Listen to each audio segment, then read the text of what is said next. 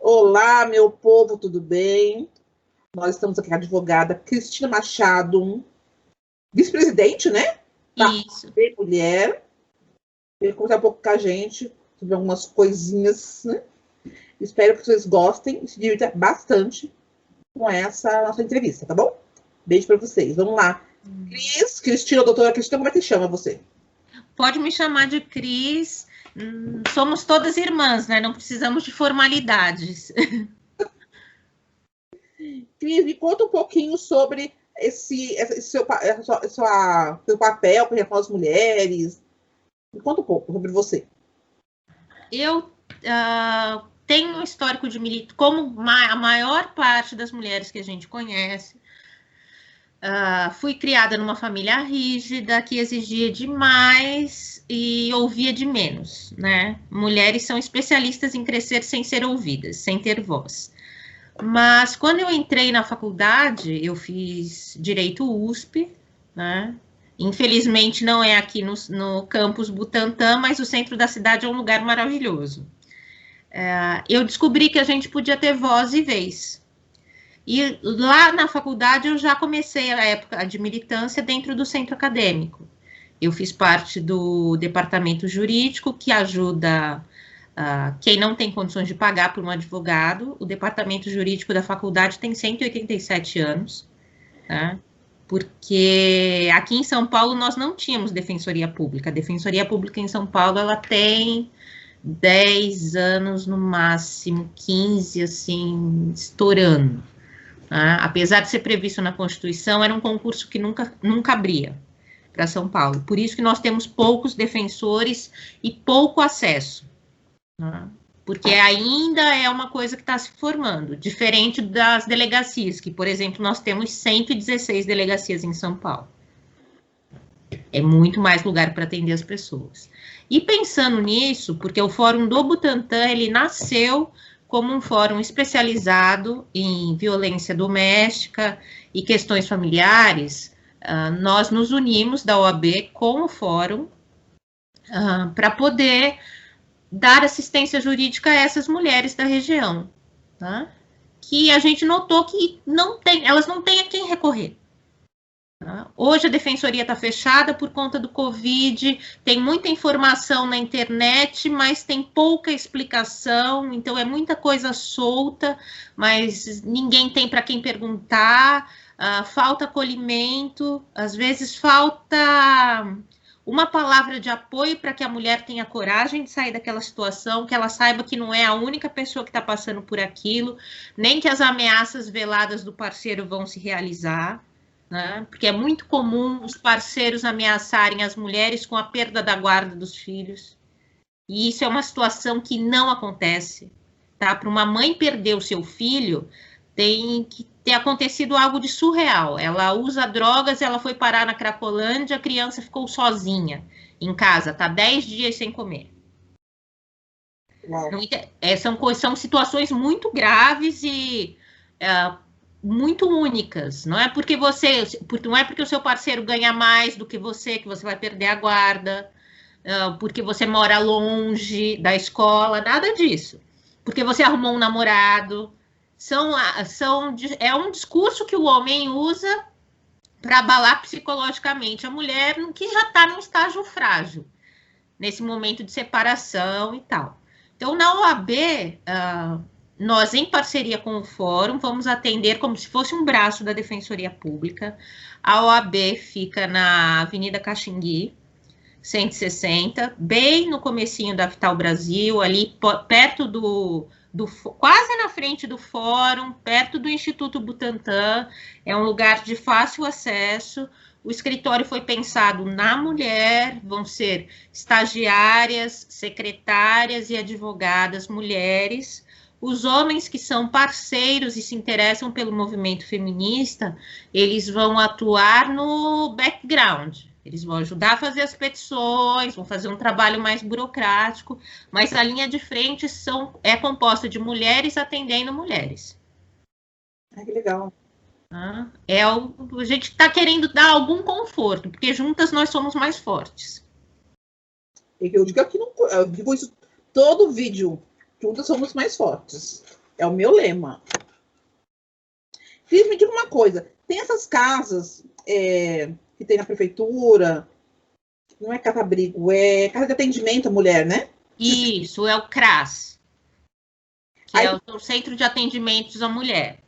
Tem vários centros aí que são pessoas incríveis, já fui a alguns já, é bem legal. E vocês têm alguma parceria com esses centros? Nós temos parceria com o Fala Mulher, que fica aqui na Eliseu, na altura do Habib's.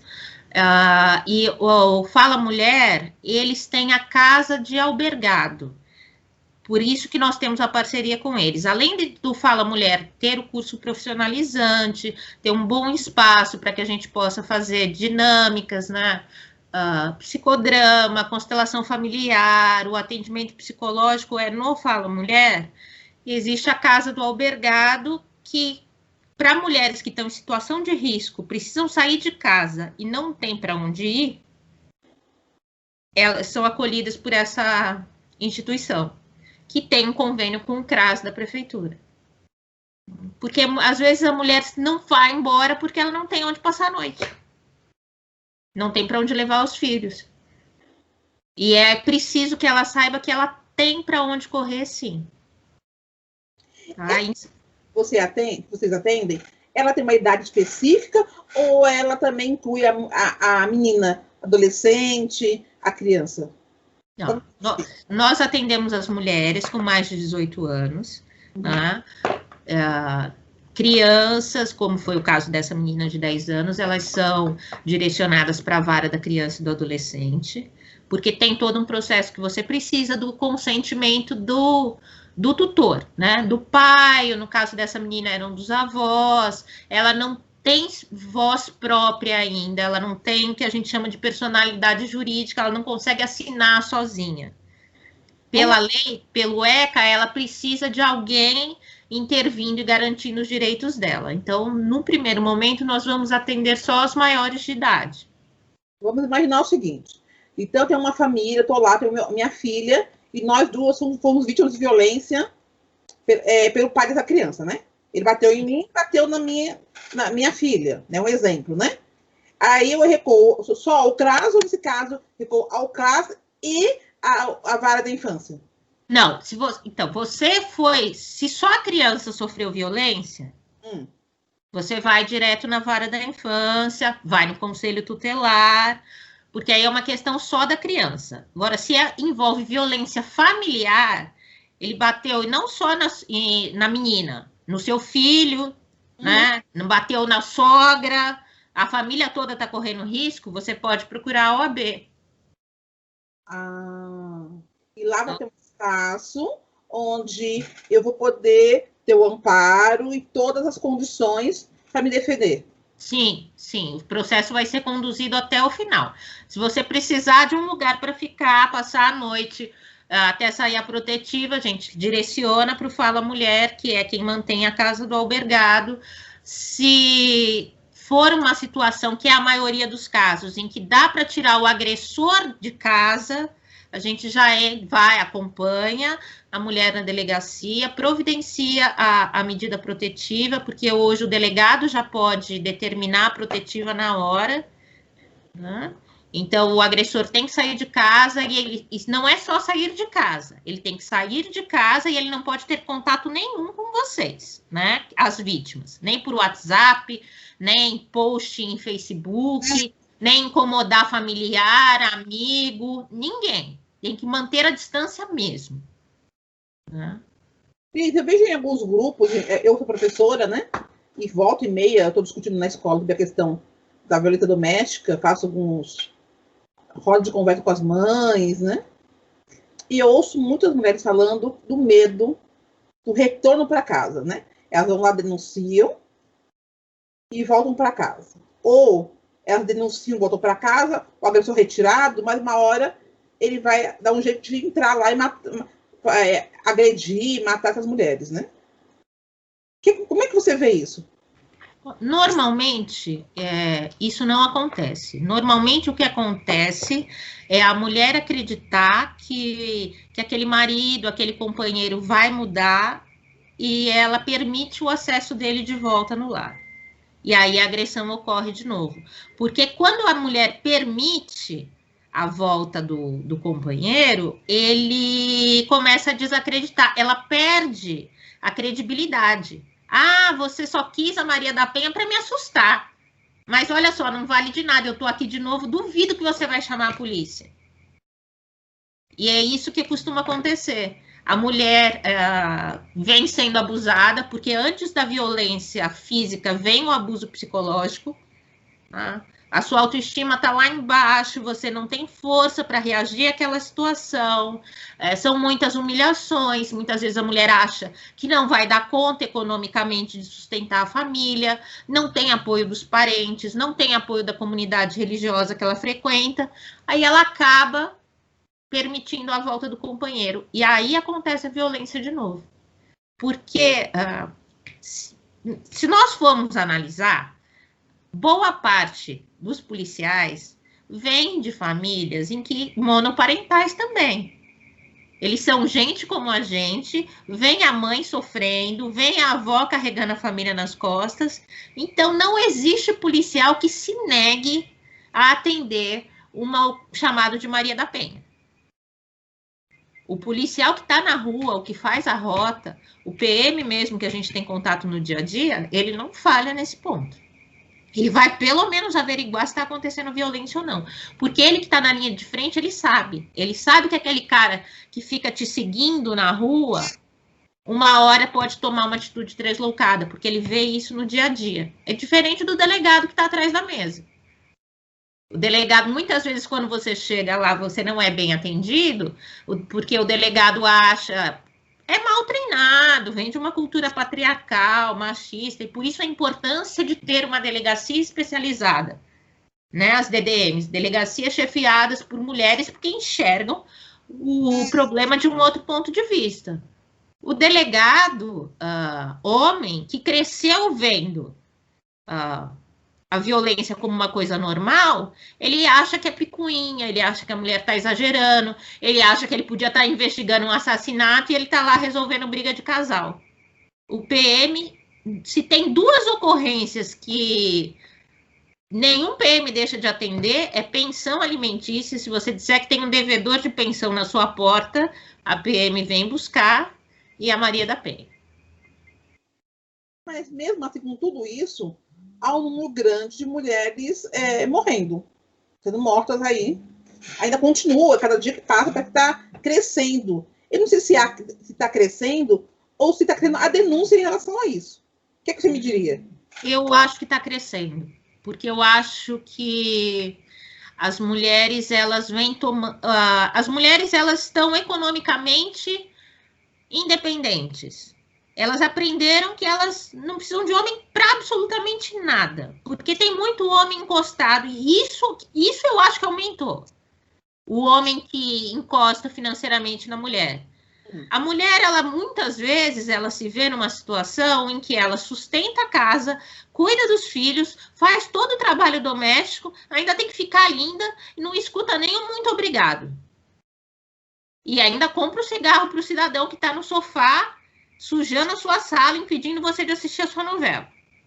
Então, chega uma hora que ela simplesmente descobre, cai a ficha, é um clique, é uma entrevista que ela viu, um post no Instagram,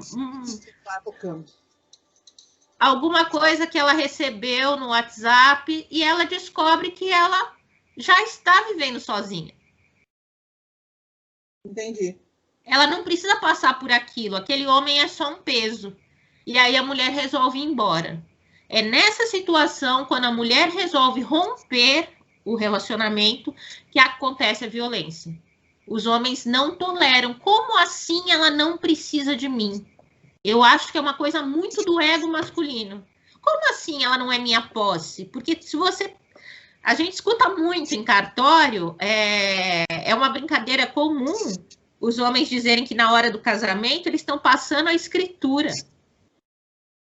Não, peraí, eu não sou propriedade. Casamento é um acordo de duas partes, é um contrato. Você não está me comprando igual uma casa. Mas a visão ainda é essa, que eles estão passando a escritura. Então, como é que aquela mulher que é minha, de papel passado, muitas vezes, resolve ir embora, resolve que não precisa mais de mim? É o ego masculino que está causando esse número epidêmico de mortes. E aí, nunca morreu tantas mulheres assim.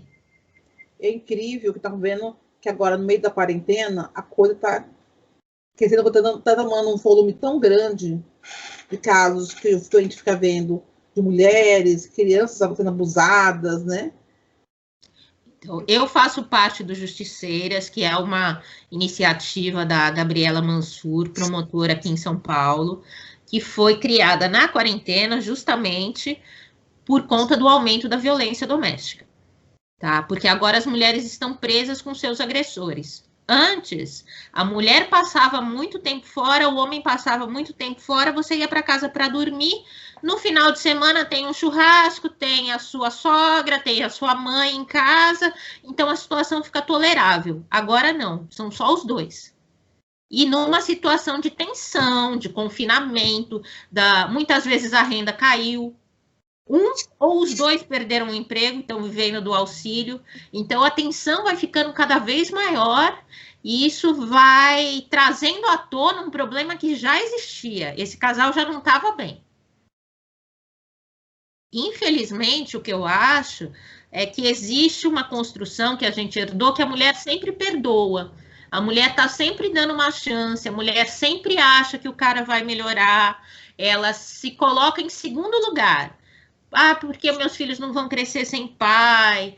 Ah, porque ele me ajudou quando eu precisei, ele me apoiou quando eu perdi o emprego. E por gratidão, por uma bondade inerente, um coração de mãe mesmo, a mulher acaba perdoando mais do que ela devia. Normalmente o agressor ele vem dando sinais, não é da noite para o dia. É a mulher que não vê. O cara que joga o seu celular na parede, ele vai te fazer mal. Eu lembro uma vez que a Melinha Telly estava falando, ainda preciso fazer a Melinha de falar comigo ainda. Melinha é maravilhosa. Anos atrás, eu ouvi ela falar na entrevista e ela dizia que, em relação à violência doméstica, tinha um agravante do amor, né? É diferente quando o estranho te bate, né? E o estranho não tem nenhum sentimento por ele, né? O seu marido, você tem um sentimento com ele faz parte da sua vida, né? Há um sentimento de amor ali junto, com aquele agressor. Então, aquilo é uma coisa que te enrosca de uma maneira que fica mais difícil de você sair daquele agressor, de denunciar, né? Você concorda com isso? Eu concordo, é isso mesmo. Parece que você está sendo desleal com a pessoa. É difícil para a mulher acreditar que você ama alguém que é capaz de machucar. Não é possível, foi um momento, ele não é assim, é porque ele bebeu, ou é porque ele teve um aborrecimento, ou será que eu fiz alguma coisa errado? A mulher fica procurando algum motivo e não é. O motivo tá na outra pessoa, foi a outra pessoa que te fez mal. Quem ama não machuca, quem ama dá carinho, dá respeito. É assim que a gente trata os nossos filhos, não é? Com carinho, com respeito aos nossos amigos. E eu sempre, quando alguém vem me contar, cliente vem me contar, ou uma mulher num dos grupos de feministas conta alguma história, e tá difícil de fazer ela compreender que a situação dela não é legal, eu inverto a posição, eu falo, imagina se fosse uma amiga sua contando a mesma coisa para você, o que você diria? Você diria para ela ficar nesse relacionamento? Você diria que esse cara é legal? Porque é mais fácil a mulher ter empatia pelo outro do que se colocar como importante. Verdade. Você me contou aqui que de uma época na Argentina, faz muito tempo não. Lembra daquela crise grande que teve na Argentina anos atrás? Das panelas. Panelas, isso. Aí teve um bairro onde a agressão estava muito grande, a violência doméstica estava muito grande. Então as mulheres se reuniram, né? E foi proibido qualquer casa que morasse uma mulher com um homem, seja pai, seja irmão, seja marido, né? De ter a porta trancada. Olha só. Essas portas, se a mulher morasse sozinha, ok, podia trancar a casa. Mas eu quero mostrar com a mãe, com as irmãs também, né? Mas se tivesse um homem na casa, essa porta tinha que ficar aberta, né?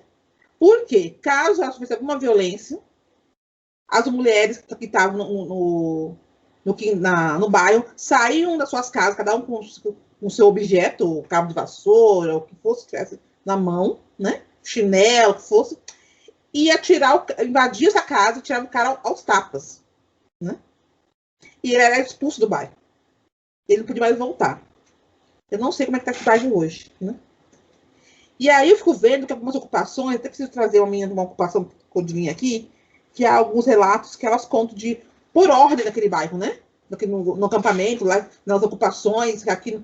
Então você põe umas regras, e uma das regras é agredir mulher aqui não dá, senão você vai ser expulso. Né? Não tem plano B, né? Uhum. Como é que você vê agora? E aí, cada hora, ou alguém dá uma sugestão de como a gente pode ajudar as mulheres nessa quarentena? Como a gente pode reprimir esse cara, constranger esse cara de uma maneira que ele pense 2, 3 vezes antes de agredir essa mulher? Eu acho que ele tem que saber que ela não está sozinha. Um dos movimentos mais interessantes que eu participei na internet, ele nasceu na internet, é um movimento que chama Vamos Juntas, que tinha uma premissa muito simples. Se você vê uma mulher numa situação de perigo, ou se sentindo incomodada dentro do ônibus, por exemplo, ou andando na rua, começa a andar mais rápido porque tem um cara atrás, se ela te pedir ajuda, você finge que conhece, ou se ela não falar nada, mas você perceber que a situação é estranha, você chama. Escuta, você não é a Karina, prima do Antônio? Você não é a fulana que está fazendo administração na sala do lado? E isso, o fato de 2 mulheres ou mais estarem juntas, inibe o agressor. Então, quando a gente está num condomínio residencial, por exemplo, o fato das vizinhas saberem o que está acontecendo, e não é fofoca, você saber que fulana é casada, o marido está em casa, quem fica mais tempo, ouvir um grito, bate para saber o que está acontecendo, saber que tem outras pessoas atentas, inibe o agressor de verdade, porque ele acha que ele conta que a mulher vai ficar constrangida, envergonhada e não vai falar para ninguém, vai esconder aquela situação. Eu lembrei agora, estava indo numa reunião de militância em Santo Amaro. E aí eu fui pegar o ônibus para minha casa, eu morava aqui de Burantã, mas morava ali perto do Celeste, então eu peguei, tinha um ônibus que passava um ônibus, Jaqueline, né? Em frente de uma delegacia. Então eu esperei lá o meu ônibus e chegou um casal. E a mulher desesperada, dizendo, você não vai me bater, né? Ele gritando com ela. Eu não aguento mais, você me batendo, coisa e tal. E aí eu peguei o telefone e falei o seguinte, peguei o telefone e falei assim, olha, pessoal, gente, se eu demorar para aparecer, é porque eu vou agora na delegacia e denunciar um moço que tá querendo agredir uma moça aqui. E falei alto para ele ouvir, né? Então, porque se ele tocar nela, aliás, se ele olhar para ela de cara feia, eu tô indo na delegacia agora, né? Então, se alguém quiser me acompanhar, tiver achando que eu tô demorando demais, me procura na delegacia, aqui de Santo Amaro. O cara, na hora, ele já tomou uma outra postura. Virou de cara feia, né? Mas ficou mais na dele. E a mulher pegou, o primeiro ônibus que ela viu, ela pegou, e ele não foi. Ficou só nós dois no ponto. E eu olhei ele pra cara dele, com aquela cara de desaforada, que eu tenho muito, né? E pra cara dele. Em seguida passou o meu ônibus, eu fui embora. O cara ficou lá, né? Não muito feliz. Eu não sei se essa mulher se salvou dele em algum momento, mas naquele momento, pelo menos, ela não apanhou. Sim. E é isso mesmo que acontece. Nós fomos criadas, mulheres foram criadas para serem inimigas, por isso que sororidade é a palavra de ordem, né? Se você ligar para um homem, para um amigo do seu marido, perguntar se ele dormiu na casa dele, porque ele não passou a noite, seu marido está do seu lado. Você pega o celular e liga para o primeiro fulano. Fala, olha, ele não dormiu aqui à noite, você sabe o que aconteceu? Ele tá aqui, ele bebeu demais, ficou aqui no sofá. Aí você liga para o segundo amigo vai dizer, não, ele tá aqui, você quer que eu chame? Ele tá no banho. E assim sucessivamente. E o cara tá do seu lado. Mas homens são unidos a esse ponto. Sem perguntar o que aconteceu, ele vai acobertar o cara, ele acha que ele tá ajudando um amigo. Se uma mulher liga para outra, olha, o seu marido liga para sua melhor amiga e fala, a fulana sumiu. É capaz dela responder, eu sabia que o casamento de vocês não estava bem. Ela deve ter ido embora. Ou, eu vi o barman ontem dando um drink de graça para ela. É criação. A gente tem que parar com isso. Né? Primeiro você defende o grupo, depois você vai querer saber o que aconteceu. Eu falo isso para minhas meninas, né? Na escola. Que história? A professora é chata. Epa, que história é essa? Nós somos uma equipe. Somos isso. Meninas. Aí os meninos falaram assim para mim, o professor está defendendo as meninas assim. Eu sou menina? Mas é justamente. Eu sou menina, tenho que defender as meninas, né? Ele dá risada. Aí os professores falam assim, eu não sou não, mas eu também concordo com a professora Márcia, eu também quero defender as meninas, né? Então, eles ficam assim, porque ficam assim, gente, nós somos meninas, nós temos que nos proteger. Então não pode falar mal da mãe aqui. Tem uma que falou assim, mas mãe tá namorando, não sei o quê. Não é falar mal de mãe aqui. Vamos acolher a sua mãe. Isso. O que ela é? Aí eu falava, menina. Exatamente, ela é uma menina. Se ela é uma menina, ela é uma de nós. E nós não podemos ficar criticando uma de nós. Que história é essa? Quando uma de nós faz alguma coisa errada, tira na pessoa, né? Vem aqui. E conversa. Sem expor, né? Eu exponho vocês? Não, professora. Pois é. Então, a mesma coisa que eu faço com vocês. Pega a pessoa de lado, então. Né? Não é legal isso, eu acho isso, né? E tem que ver se aquilo é aquilo mesmo. Às vezes a gente tem uma crítica que quem tá errado é a gente. E aí? O ouvir, né? A escuta afetiva, falta isso. Falta. Mas eu acho que a gente está no caminho. Tá no caminho. Dos anos 2000 para cá, muita coisa mudou. A internet ajudou a muita coisa mudar, né? Vê no caso, nesse caso da menina de 10 anos do Espírito Santo, aconteceram duas coisas pela internet. A que se diz ex-feminista, que é a Sarah Winter, divulgou o nome do hospital, o nome da criança, o nome do médico e causou uma manifestação de pessoas contra o aborto. Sim. E, ao mesmo tempo, outras pessoas se organizaram pela internet para ir fazer pressão, para mostrar para aquela menina, para aquela avó, que ela não estava sozinha, não.